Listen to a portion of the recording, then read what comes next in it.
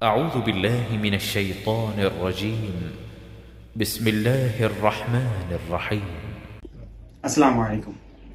তো লেসন 3 মাখরাজ এবং সিফাতের লেসন 3 হচ্ছে আমাদের।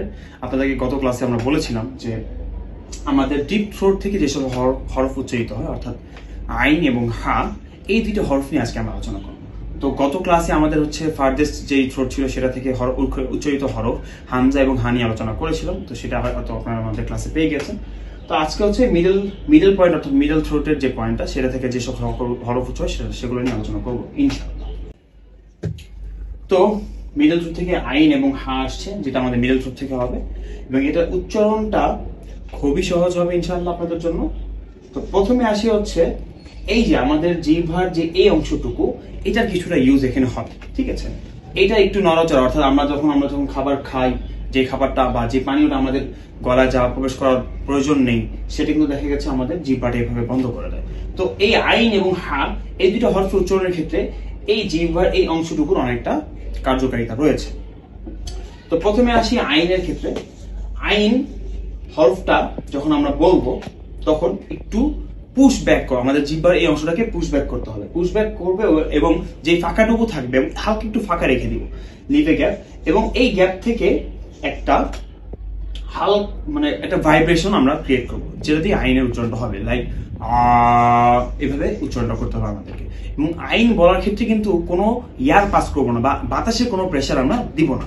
বাট যেটা বলেছিলাম ফার্স্টে যে স্টেপটা দিয়েছিলাম আপনাদেরকে, যে এখানে আমাদের জিহ্বার এই অংশটুকুকে আমাদের একটু প্রেস করতে হবে এবং হালকা এই ফাঁকাটুকু দিয়ে আমাদের একটা ভাইব্রেশন বা একটা কম্পন ক্রিয়েট করে আইনের উচ্চারণটা আমাদেরকে করতে হবে। সেটা হচ্ছে মানে যদি সহজে বলেন তাহলে আইনকে, যেমন ধরেন আমি উদাহরণ দিই,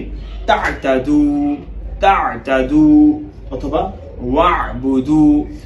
তো ওয়া'বুদু উদাহরণটা আমরা বললাম। তো এইখানে যেটা মূলত দেখা যায়, আইন উচ্চারণ আপনাকে প্রপারলি করতে হলে গলা একটা কম্পন ক্রিয়েট করতে হবে।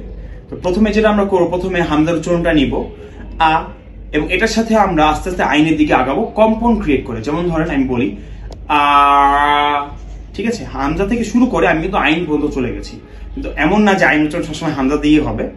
এটা উদাহরণ বোঝানোর জন্য আপনাদেরকে বলেছি আমি। বাট উচ্চারণটা হবে হচ্ছে আইন আ, ইয়াকা না'বুদু ওয়া ইয়াকা নাস্তাঈন, ঠিক আছে। এরপর আমরা আগাবো হচ্ছে হায়ের দিকে।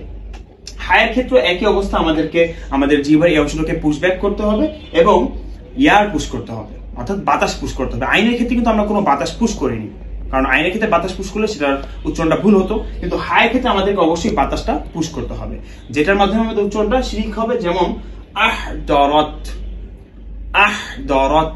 আমি কিন্তু হায়ের ক্ষেত্রে যখন বলছি, আমি বাতাসটাকে পুশ করছি, আমার মুখের গহ্বর থেকে, আমার গলা থেকে আমি বাতাসটাকে পুশ করছি এবং আমার জিহ্বার এই অংশটুকুকে আমি ইউজ করছি। তো আমাদের আজকের ক্লাসে আমরা কি কি শিখে ফেললাম? আইন, প্রথমে হচ্ছে মুখে আপনি গলায় হাত দিলে বুঝতে পারবেন যে আপনি যখন আইন বলছেন আপনার গলা কম্পন করছে, আইন। অতঃপর আমরা শিখে নিলাম কি আজকে আমরা হা, এবং হা যখন বলবো তখন আমরা আমাদের গলা থেকে খুব বেশি একটা বাতাস প্রেস করব, যেটাতে উচ্চারণ হবে হা। আজকে আমরা আইন এবং হা শিখলাম। আগামী ক্লাসে ইনশাআল্লাহ আমরা আমাদের থ্রোটের যেই ফার্স্ট অংশটা রয়েছে, ক্লোজেস্ট অংশ, সেটা থেকে উচ্চারিত অক্ষর হয় এবং খ নিয়ে আলোচনা করব।